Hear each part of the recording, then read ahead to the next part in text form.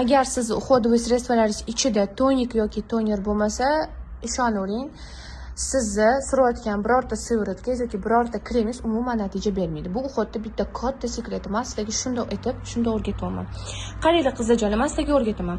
Surayotgan har qanaqa sivoritkalaringlar yoki bo'lmasam kremlaringlar natija berishi uchun обязательно yuzinglarni tonikda tozalanglar. Toniklarni foydali tomoni nimada? O'zi har bittasini o'zini funksiyasi bo'ladi. Qaysidiri uvlajnять qiladi, qaysidiri antioksidant hisoblanadi, qaysi biridir yuzni oqartiradi, qaysi biridir terini tinchlantiradi va terini siyaniyasini qaytaradi. Mana bitta tushuntirib ketyapman.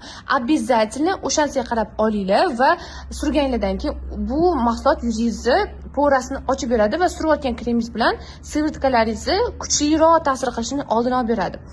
O'shanga qarab olsanglar bo'ladi. Misol men bundan Rustam ishlatim, hidrasiya yo'q. Vitamin C yuzingizni oqartirib beradi, pigmentlaringizni ochartirib beradi.